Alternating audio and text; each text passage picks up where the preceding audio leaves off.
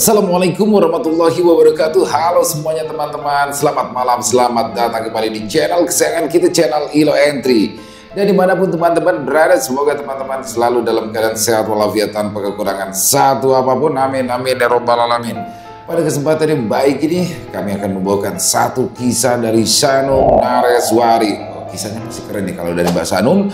Tapi sebelum kita masuk ke dalam kisahnya, buat teman-teman mungkin yang belum subscribe, yuk bisa diklik dulu tombol subscribe-nya, jangan lupa lonceng notifikasinya juga dinyalakan agar teman-teman selalu mendapatkan notifikasi dari konten-konten yang akan kami upload di setiap harinya.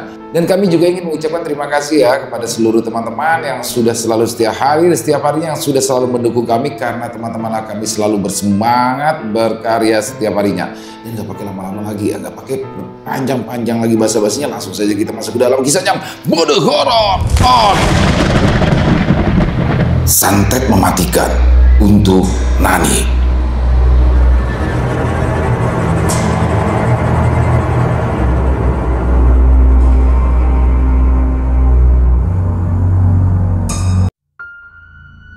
Nani melangkah masuk ke dalam kafe dengan perasaan yang berkecamuk.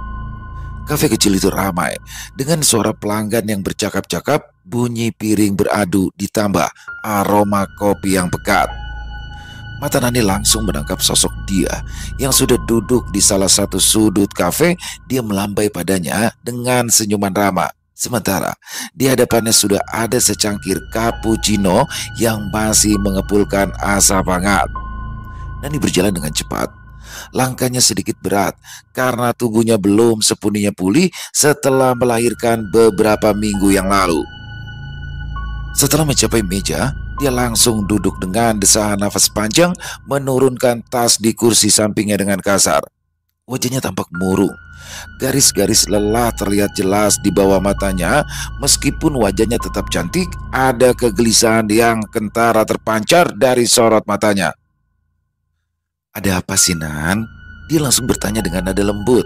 Ia tahu benar bahwa temannya ini sedang menghadapi sesuatu yang serius. Nani mengangkat bahu, lalu meneguk segelas air yang disediakan di meja.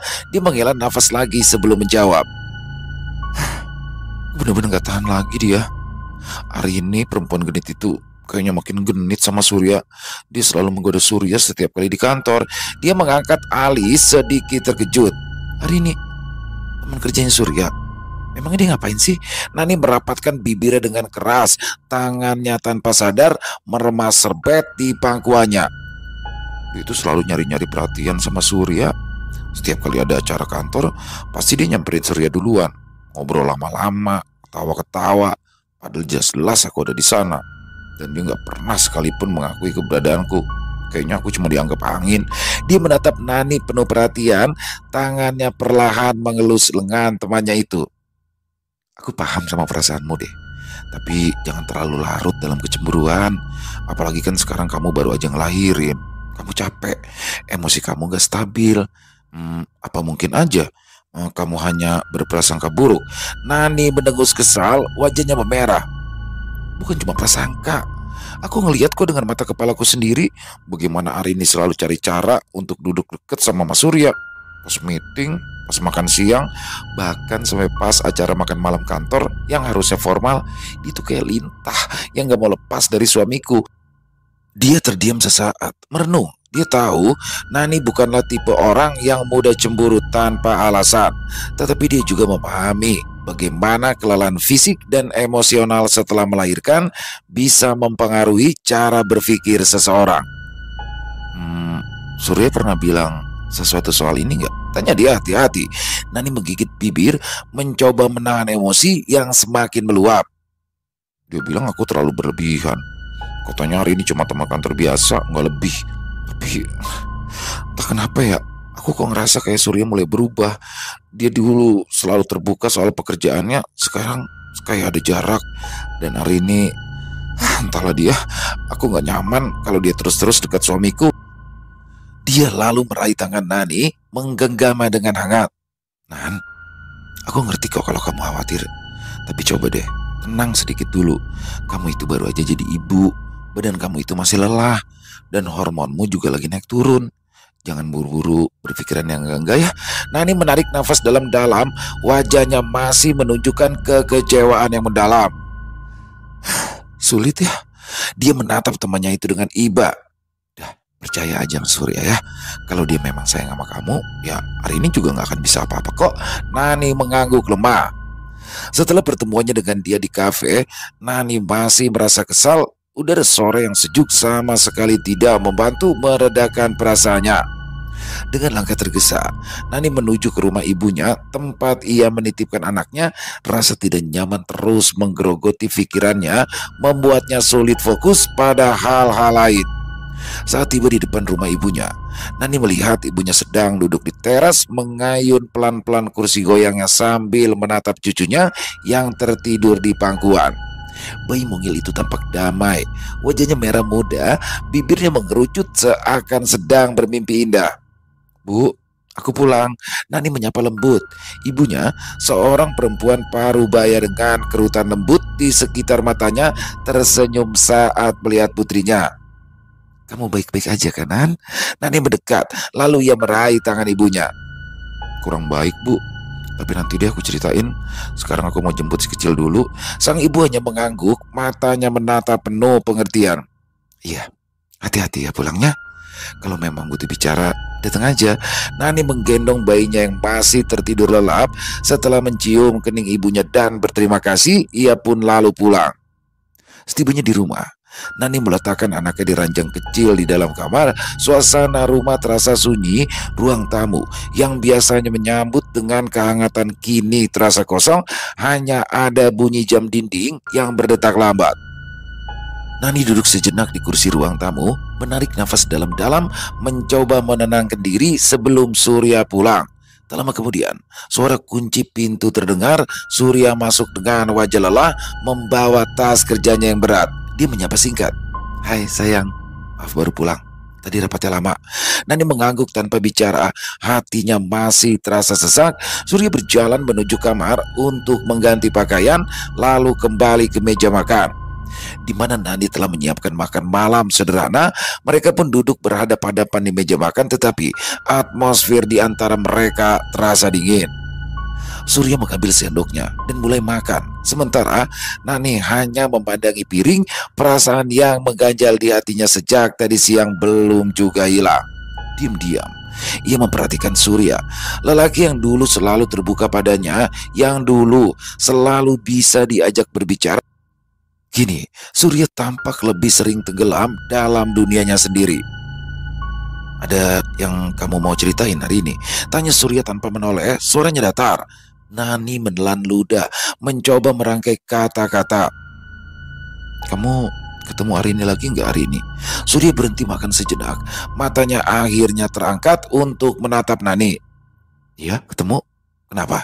Jantung Nani berdebar, ada ketegangan di udara. Aku nggak suka. Aku nggak suka caranya dia yang selalu ingin dekat-dekat kamu.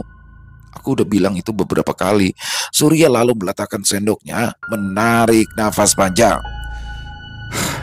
Nani, aku kan udah bilang, dia itu cuma teman kantor. Kamu aja yang terlalu berpikiran berlebihan. Lagi pula aku nggak pernah kok memperhatikannya lebih dari sekedar rekan kerja. Nani memalingkan wajah, menahan air mata yang hampir jatuh. Aku nggak suka. Surya menghela nafas, lalu melanjutkan makannya. Kamu harus lebih bisa mengendalikan diri, Nani. Jangan terlalu memikirkan hal-hal yang gak penting. Diam, melingkupi mereka lagi. Nani merasa semakin terasing, sementara Surya tanpa tak menyadari bahwa perkataannya hanya membuat Nani semakin tenggelam dalam kekesalannya. Malam itu, setelah makan malam yang dingin, Nani dan Surya akhirnya berbaring di kasur. Suasana kamar redup dengan cahaya lampu tidur yang temaram, menyisakan bayang-bayang samar di dinding. Kipas angin berputar pelan di langit-langit, mengeluarkan suara gemerisik yang monoton, memberikan kesan tenang yang seharusnya bisa membawa mereka ke dalam tidur yang nyenyak. Namun, di tengah keheningan malam, tiba-tiba terdengar jeritan keras yang memecah keheningan. Surya terbangun dengan jantung berdebar kencang, langsung terduduk di ranjang dengan mata terbelalak. Dia melihat Nani yang sedang duduk dengan ekspresi ketakutan, tubuhnya gemetar, wajahnya pucat seperti mayat. Nani menunjuk ke arah kaki ranjang, matanya tidak berkedip, bibirnya bergetar. Surya mengikuti arah pandangan Nani. Di sana, di atas spray yang putih, seekor ular kobra hitam dengan pola sisik mengkilap merayap perlahan. Kepalanya yang berbentuk segitiga mendekat, lidah bercabangnya keluar masuk dengan cepat seperti mengukur suasana di sekitar.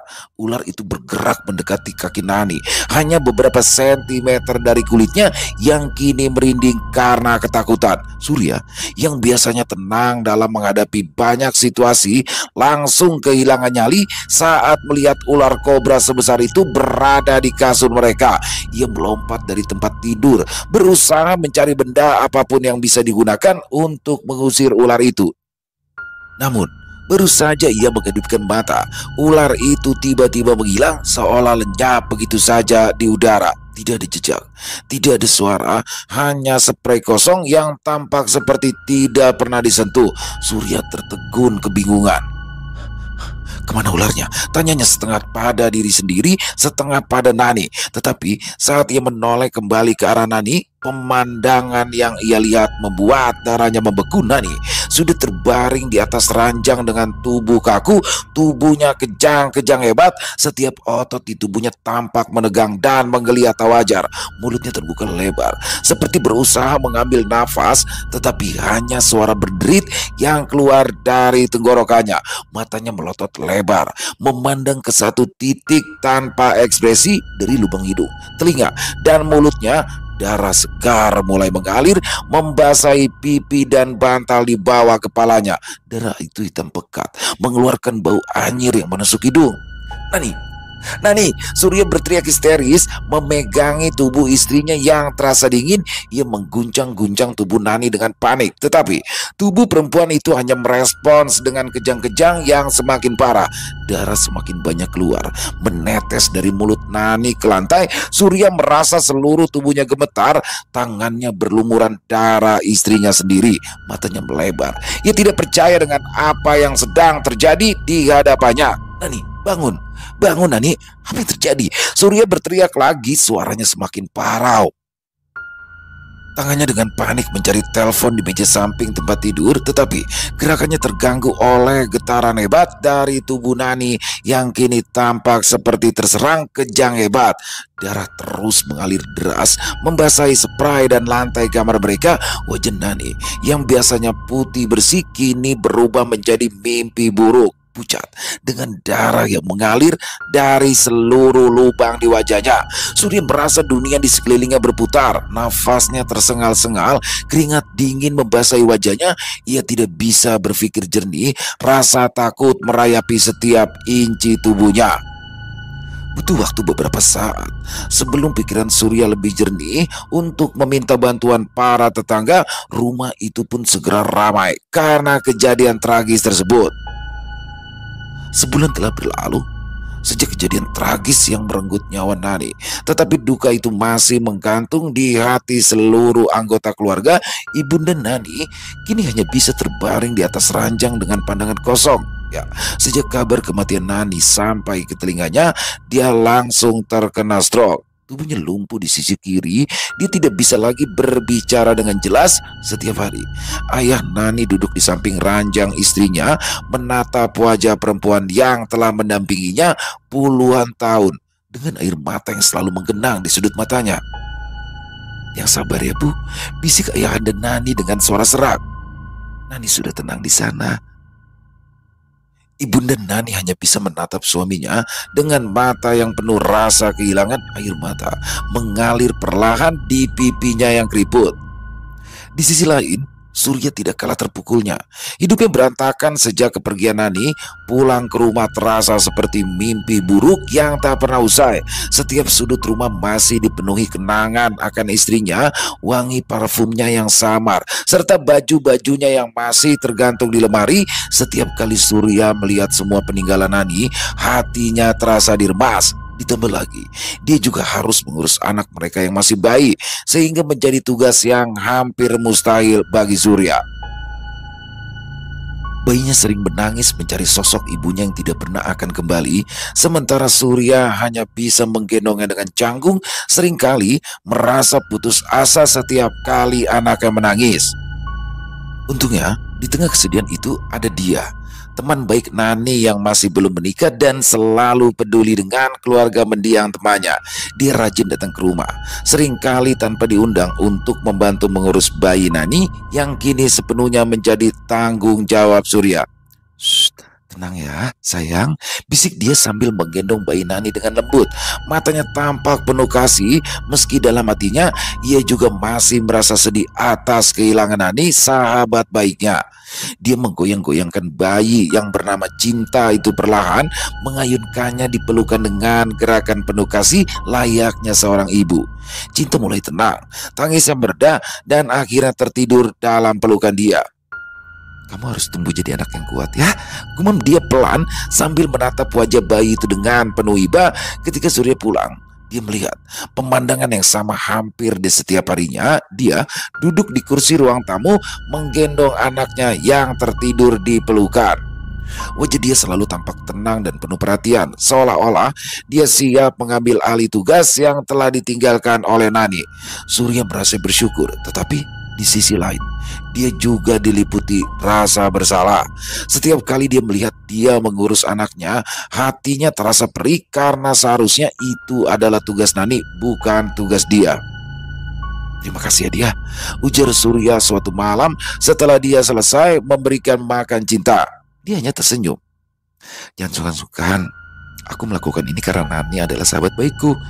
Aku hanya ingin memastikan Cinta tetap bahagia." Orang tua Surya sering datang ke rumah Surya, berusaha membantu mengurus Cinta, tetapi kehadiran mereka juga membawa saran-saran yang semakin membuat Surya tertekan. Salah satu hal yang terus mereka bicarakan adalah dia yang kini sering membantu merawat bayinya. "Surya, sudah saatnya kamu pikirkan masa depan anakmu," ujar ibunya suatu hari ketika mereka sedang duduk di ruang tamu. Cinta sedang tidur di kamar dan suasana di antara mereka terasa tegang. "Kamu gak bisa terus menunda seperti ini. Untung aja ada dia yang banyak membantu. Kenapa kamu tidak menikah dengan dia saja?" Surya terdiam.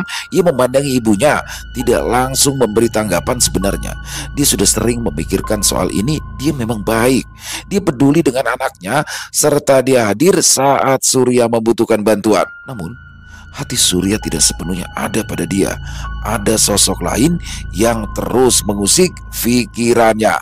Ya, Hari ini memang selalu menjadi topik perdebatan di antara Surya dan Nani sebelum kejadian tragis itu. Nani sering mengeluh tentang Arini yang genit dan selalu dekat dengan Surya. Kini setelah Nani tiada, perasaan Surya terhadap Arini justru semakin jelas. Dia harus mengakui, ia merasa ada ketertarikan yang sulit dijelaskan, meski itu datang diiringi dengan perasaan bersalah. "Ibu, begini Bu," Surya akhirnya membuka suaranya dengan pelan. Nada suaranya sangat hati-hati. "Aku tahu dia baik dan sangat berterima kasih untuk semua yang dilakukan. Tapi setelah memikirkan semua ini, sebenarnya aku ingin menikah dengan Arini." Kalimat itu keluar dengan berat, seolah Surya sedang mengakui sesuatu yang telah lama ia simpan dalam hati. Ibunya terdiam sejenak, matanya melebar karena terkejut. "Arini," ibunya langsung menegaskan namanya dengan nada tidak percaya.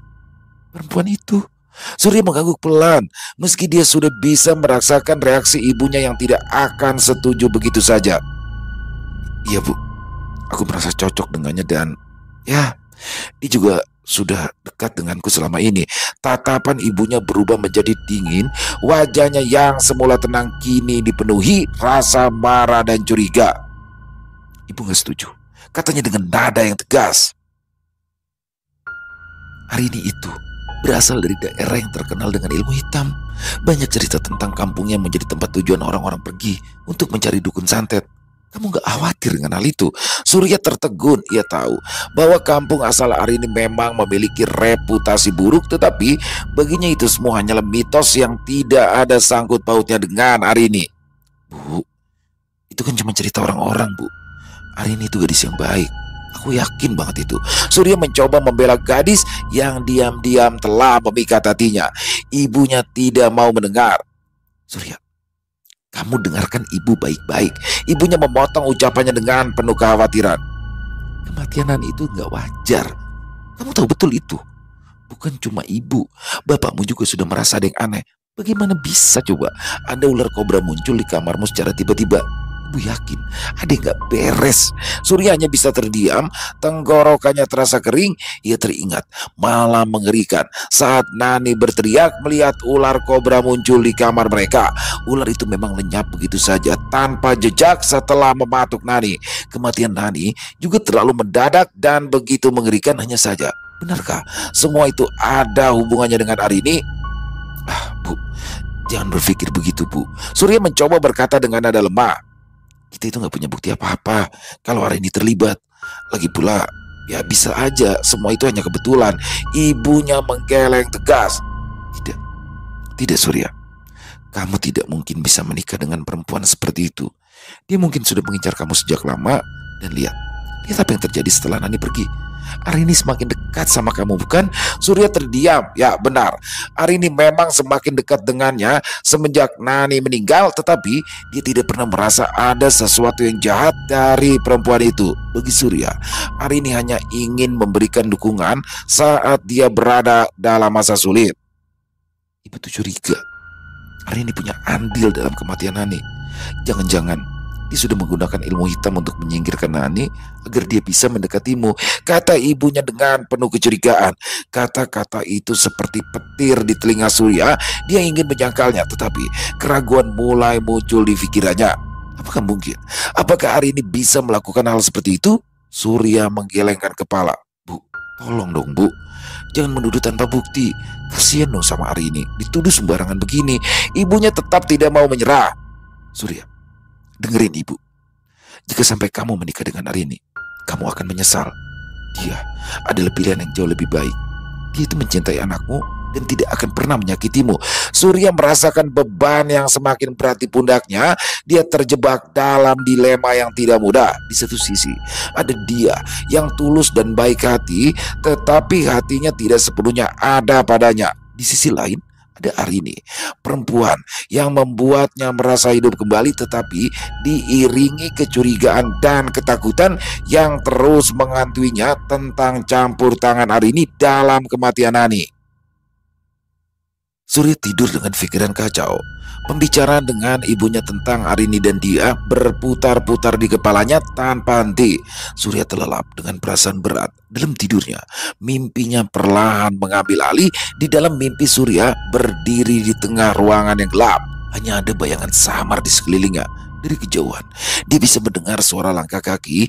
Perlahan seseorang muncul dari balik kegelapan. Sosok itu mendekat. Ketika semakin jelas Surya merasakan detak jantungnya semakin cepat. Ya, itu Nani. Nani terlihat berbeda. Wajahnya tidak lagi penuh kasih seperti yang biasa dia ingat. Kali ini sorot matanya penuh amarah. Matanya yang biasanya lembut berubah seperti bara api yang menyala-nyala, seolah ada rasa sakit yang belum tuntas tersampaikan. Nani, Surya berbisik.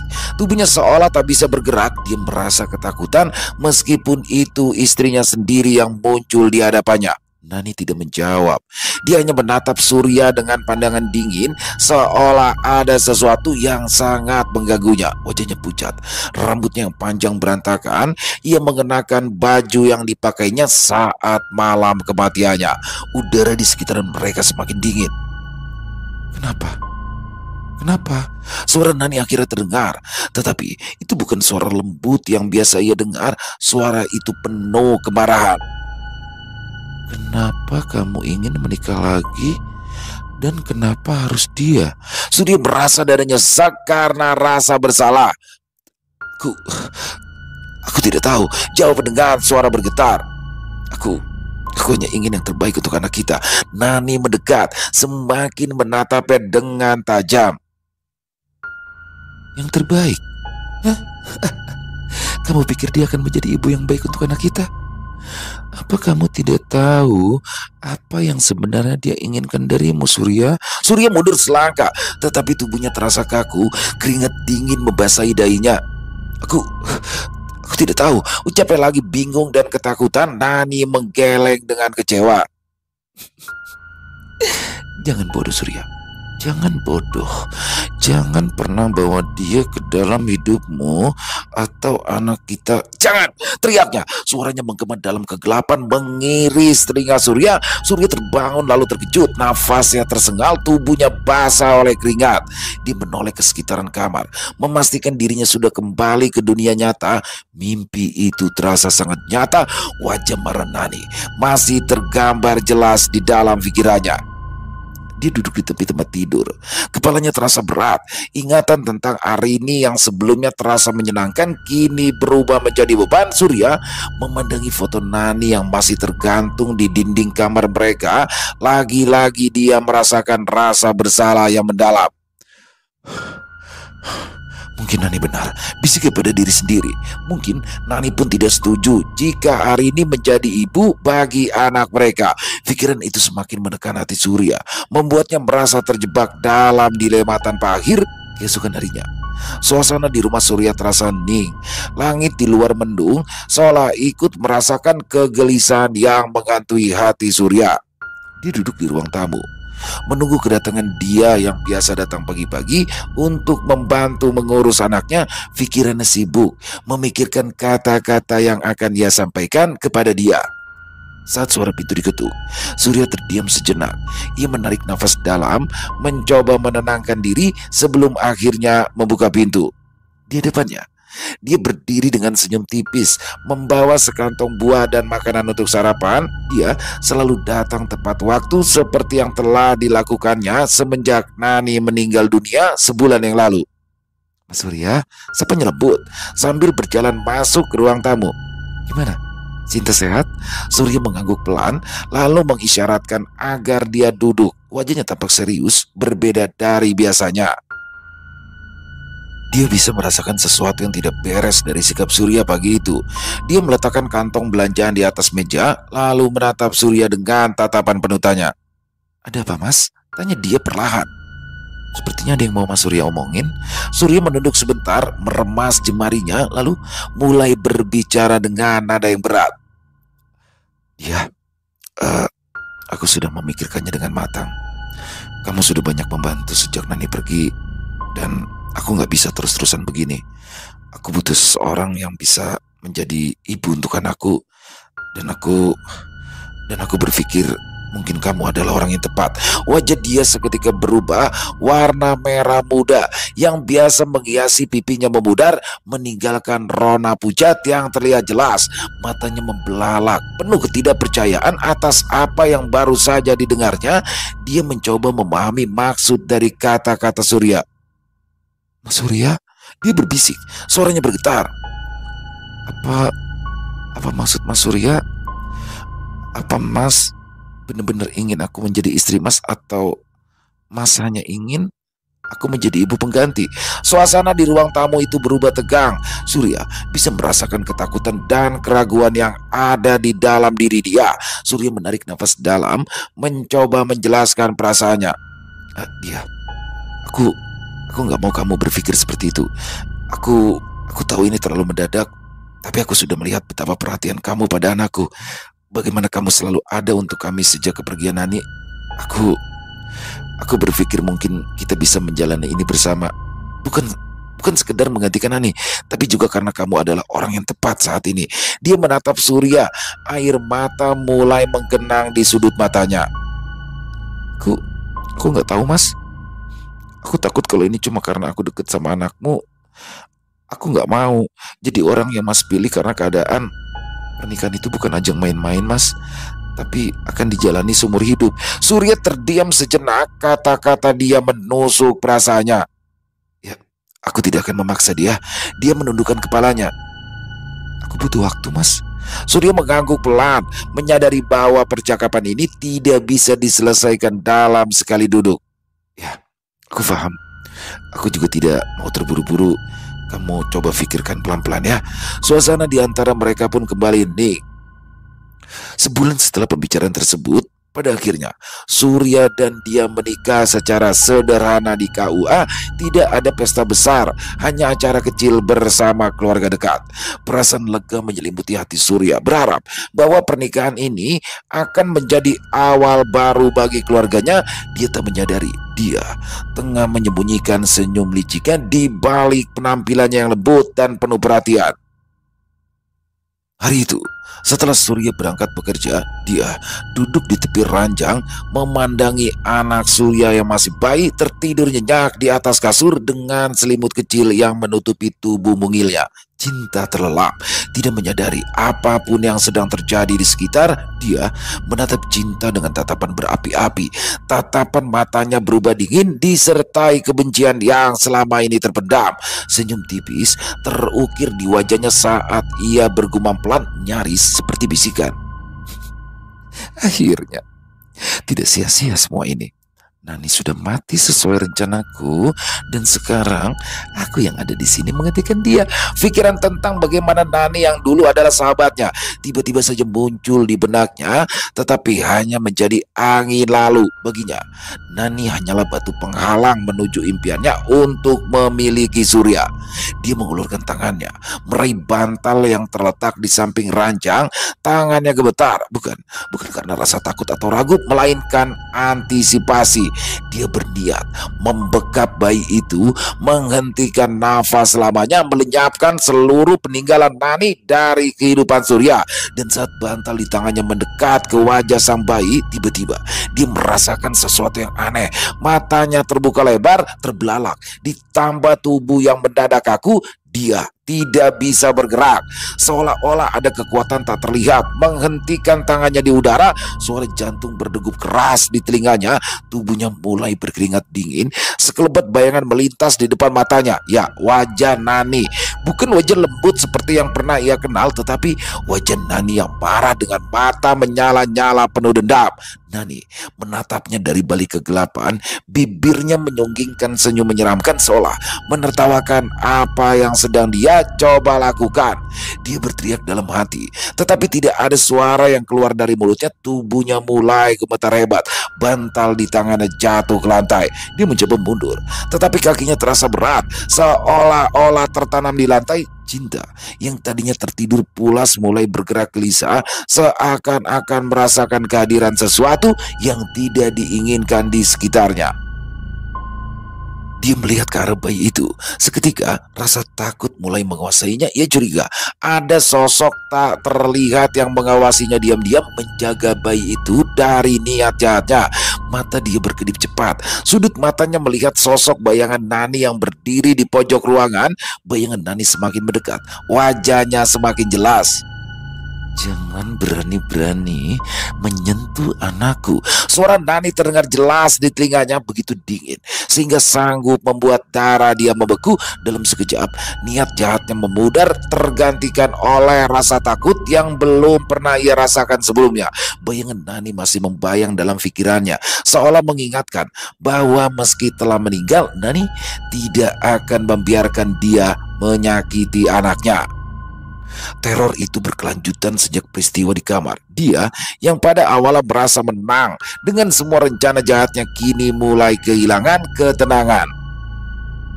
Hari-harinya yang seharusnya penuh rasa puas perlahan berubah menjadi mimpi buruk yang tak pernah dibayangkan sebelumnya. Seperti pagi itu, saat dia ingin mandi setelah Surya berangkat kerja, dengan langkah perlahan dia menuju kamar mandi. Udara di sekitar terasa dingin meskipun matahari sudah meninggi. Sesampainya di kamar mandi, dia menyalakan keran dan membiarkan air memenuhi bak mandi. Dia duduk di pinggir bak, merendamkan jemarinya ke dalam air dingin yang mengalir, mencoba menenangkan diri. Tetapi saat ia menunduk dan melihat ke dalam air, tubuhnya mendadak membeku. Di sana ada sepasang mata menatapnya tajam. Kepala seseorang, tidak, bukan seseorang, tapi kepala Nani. Rambut hitam panjang yang basah menutupi sebagian wajahnya, hanya menyisakan bagian mata berwarna hitam kelam. Dia menjerit, dia mundur sambil terhuyung-huyung. Air dari bak mandi terciprat ke lantai. Saat dia melihat lagi ke bak mandi, kepala itu lenyap seolah-olah tidak pernah ada. Nafas terengah-engah, tubuhnya gemetar hebat. Dia buru-buru keluar dari kamar mandi tanpa sempat membersihkan diri. Beberapa hari kemudian, saat waktu makan siang tiba, dia sudah melupakan teror itu dan duduk di meja makan. Perutnya sangat lapar, sehingga dia tak sabar menyendok nasi ke piring dan bersiap makan. Saat sendok itu mendekat ke bibir, dia memekik ketika ia melihat sesuatu yang menjijikkan. Nasi di piringnya itu berubah menjadi belatung yang menggeliat di antara butiran nasi. Belatung-belatung itu tampak merayap ke segala arah, memenuhi sendok, bahkan hampir masuk ke mulutnya. Dia tersentak, melempar piringnya hingga jatuh ke lantai, menimbulkan suara pecahan keras. Nggak mungkin, ini nggak mungkin. Dia berbisik panik. Dia memandang ke lantai, tetapi belatung-belatung itu menghilang. Yang tersisa hanyalah nasi biasa yang kini berserakan. Perempuan itu menangis keras. Dia bisa gila kalau begini terus.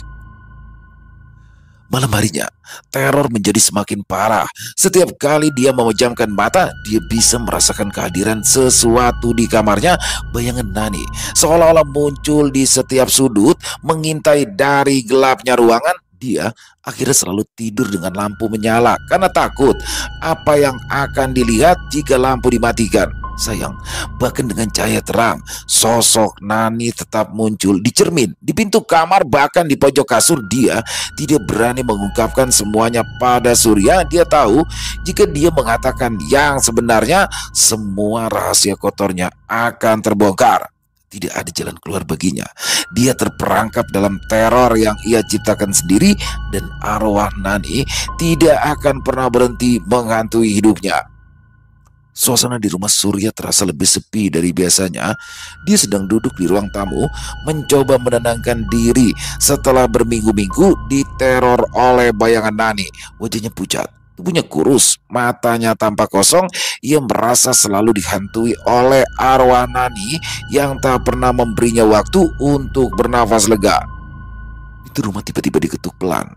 Dia tersentak dari lamunannya, jantungnya berdebar kencang. Ia tidak tahu siapa yang datang, tapi perasaannya sudah buruk sejak tadi pagi. Dengan langkah pelan, dia menutup pintu dan membukanya. Di hadapannya kini berdiri seorang perempuan tua yang nampak lelah, Ibunda Nani. "Bu," dia berbisik pelan, sedikit mundur karena terkejut. Matanya membesar saat melihat sosok perempuan tua itu. Namun yang membuat tubuhnya kaku bukanlah kedatangan Ibunda Nani, melainkan wajahnya. Dia terlihat sama persis seperti Nani. Sorot matanya, garis wajahnya, semua mengingatkan dia pada Nani yang selama ini menghantuinya. "Masuk, Bu," ucap dia dengan suara bergetar, mencoba menutupi kegelisahannya. Ibunda Nani melangkah masuk, menatap sekeliling rumah dengan pandangan sedih.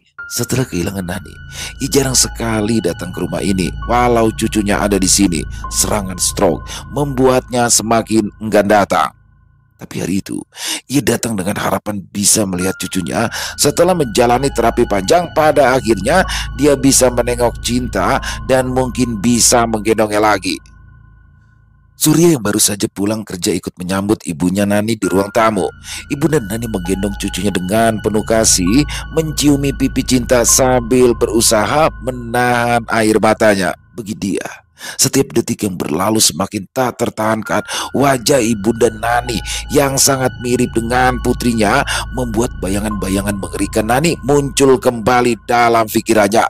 Sosok Nani seolah berdiri di sana, tersenyum getir sambil memandangnya dengan tatapan penuh dendam. Tiba-tiba dia merasa dadanya sesak, seolah ada tangan yang tak terlihat mencengkramatinya tanpa bisa ditahan. Air matanya mulai mengalir deras, diterisak, menutupi wajahnya dengan kedua tangan. Tubuhnya bergetar hebat. Dalam sekejap, semua rahasia yang ia sembunyikan mengalir keluar tanpa bisa ditahan lagi. Ampuni aku. Tangis dia pecah. Suaranya menggema di ruangan Surya. Dan Ibunda Nani memandangnya dengan penuh kebingungan. Dia jatuh berlutut di atas lantai. Tidak sanggup lagi menahan rasa bersalah yang selama ini menghantuinya. Akulah yang menyantet Nani, teriaknya di antara isakan. Aku iri padanya. Aku benci dia karena dia punya segalanya. Suami yang mencintainya, kehidupan yang bahagia. Dan aku sangat mencintai Surya. Aku ingin ia jadi milikku. Semua orang di ruangan itu terdiam. Surya terbelalak. Ia tidak percaya dengan apa yang baru didengarnya. Sementara Ibunda Nani hanya menatap dia dengan tatapan kosong. Ia tidak percaya bahwa sahabat anaknya sendiri bisa melakukan hal sekejam itu. Aku gak tahan lagi. Tolong ampuni aku. Dia meratap. Tangannya gemetar saat ia menggapai kaki Ibu Nani. Aku dihantui Nani tiap hari. Dia tidak akan pernah membiarkanku tenang. Aku gak tahan. Ibunda Nani perlahan-lahan berdiri. Wajahnya dingin. Dia menatap dia yang berlutut di depannya penuh penyesalan. Tetapi ada rasa sakit di hatinya yang terlalu besar untuk bisa diungkapkan dengan kata-kata. Kamu telah menghancurkan hidup Nani dan keluarganya, ucap Ibunda Nani dengan suara yang bergetar. Kamu akan mendapatkan balasan atas apa yang sudah kamu lakukan. Dia menangis semakin keras, sementara Surya hanya bisa berdiri terpaku, tidak tahu harus berkata apa. Perasaan campur aduk memenuhi hatinya, antara marah, bingung sekaligus tidak percaya. Dia dalam keadaan yang tidak stabil semakin menggila. Dengan tangannya gemetar, dia pergi ke arah dapur, lalu mengambil sebilah pisau dapur yang cukup tajam. Pisau itu berkilau di bawah cahaya. Dia memegang pisau itu dengan erat, matanya penuh dengan kegilaan. Dia, apa-apaan kamu? Lepaskan pisau itu, seru Surya was-was. Dia bergerak liar. Pisau di tangannya berkilauan saat ia mengarahkannya ke arah semua orang yang ada di sekelilingnya. Surya berusaha mendekati dia dengan hati-hati, mencoba menenangkannya. Sebenarnya apa salahku? Aku hanya ingin jadi seperti Nani, yang selalu hidup bahagia, punya orang tua yang baik, lalu menikah dengan lelaki bertanggung jawab. Tapi kenapa selalu Nani yang beruntung? Air liur memercik saat dia berteriak dengan keras. Surya dan Ibunda Nani saling berpandangan. Mereka takut jika dia akan menyakiti cinta. Sebelum Surya sempat bergerak, dia dengan cepat menggunakan pisau itu untuk mengiris urat nadinya sendiri. Pisau yang tajam itu mengiris kulitnya dengan mudah, menciptakan luka dalam disertai aliran darah yang deras. Dia menjerit kesakitan. Darah mengalir deras dari luka yang menganga di pergelangan tangannya. Suara jeritan dan teriakan dia membuat suasana semakin kacau. Ibunda Nani berteriak meminta bantuan, sementara Surya berusaha menghentikan dia. Darah yang terus mengalir membuat dia semakin lemah. Dia terjatuh ke lantai. Tubuhnya mulai melemas, lalu akhirnya pingsan di tengah genangan darahnya sendiri. Suasana menjadi sangat mencekam. Surya segera berlari ke kamar mencari obat dan kain untuk membalut luka dia. Tangan dan pakaiannya sudah berlumuran darah. Pikirannya sendiri sangat kalut. Saat dia kembali dengan kain dan peralatan pertolongan pertama, dia sudah tidak bergerak lagi. Ibunda Nani yang panik berusaha memanggil ambulans sambil menangis meminta pertolongan secepat mungkin. Darah yang mengalir di lantai semakin membuat suasana menjadi semakin dramatis. Surya mencoba sekuat tenaga untuk menghentikan pendarahan, membalut luka dia dengan kain dan berharap agar ia masih bisa diselamatkan. Tetapi dua orang itu sudah tahu dia tidak bisa diselamatkan lagi. Dia sudah meninggal dunia karena ulahnya sendiri.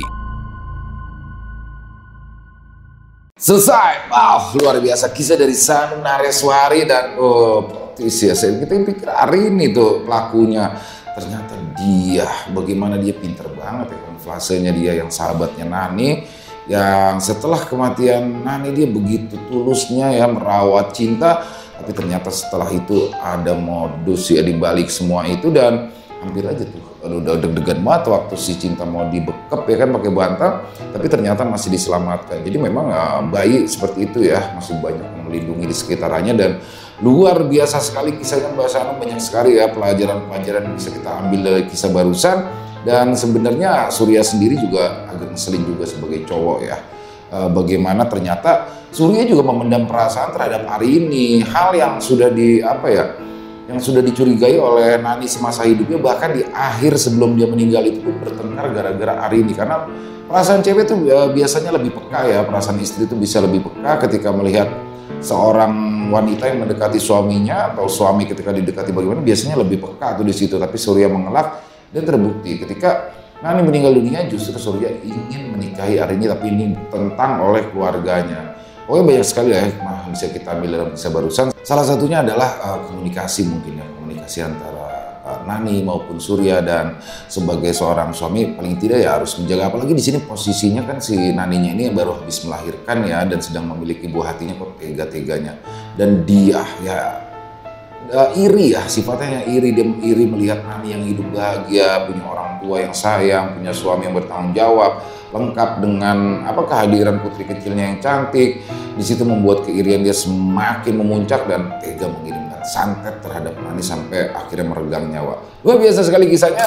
Terima kasih untuk Sadun Nareswari, dan semoga teman-teman para pecinta penikmat horor misteri terhibur ya dengan kisah barusan, terutama para subscriber dari channel Ilo Extreme. Dan buat teman-teman mungkin yang punya komentar lain, silahkan bisa menulis di dalam kolom komentar ataupun hanya sekedar saling menyapa. Insya Allah kami akan menjawabnya satu persatu. Buat yang suka dengan videonya bisa diklik tombol like atau tombol jempolnya. Buat teman-teman yang belum subscribe, yuk diklik dulu dong tombol subscribe, jangan lupa lonceng notifikasinya dinyalakan agar teman-teman selalu mendapatkan notifikasi dari konten-konten yang akan kami upload di setiap harinya. Untuk channel Ilo Extreme ini kami upload setiap hari teman-teman ya, setiap malam jam 7 malam waktu Indonesia bagian Barat. Oh ya, buat teman-teman mungkin yang punya kisah horor misteri ya, yang diangkat dari kisah nyata, yang berdasarkan pengalaman pribadi. Jadi pribadi di sini bisa diri sendiri, keluarga maupun lingkungan sekitar ya. Silakan apabila mungkin berkenan dibawakan di channel kami, silakan bisa mengirimkan ke nomor telepon kami yang ada di bawah sini. Bebas ya, dalam bentuk tulisan boleh, dalam bentuk rekaman suara boleh, pokoknya senyamannya teman-teman aja. Buat teman-teman yang sudah mengirimkan kisah kami ucapkan terima kasih. Buat yang sudah mengirimkan kisah tapi belum sempat dibawakan, harap bersabar ya, karena harus melalui proses penggarapan terlebih dahulu agar bisa dinikmati lagi oleh teman-temannya yang lain. Dari akhir kata, saya Ilo mengucapkan permohonan maaf apabila mungkin dalam pembawaan kisahnya ada kata-kata saya yang salah, ataupun ada kata-kata saya mungkin yang kurang berkenan. Saya mohon dibukakan pintu maaf yang seluas-luasnya, dan sampai berjumpa lagi di konten-konten kami selanjutnya yang pasti tidak kalah ngerinya, yang pasti tidak kalah seramnya, masih bersama saya Ilo di channel Ilo Extreme. Salam sehat, sukses selalu untuk kita semua. Assalamualaikum warahmatullahi wabarakatuh.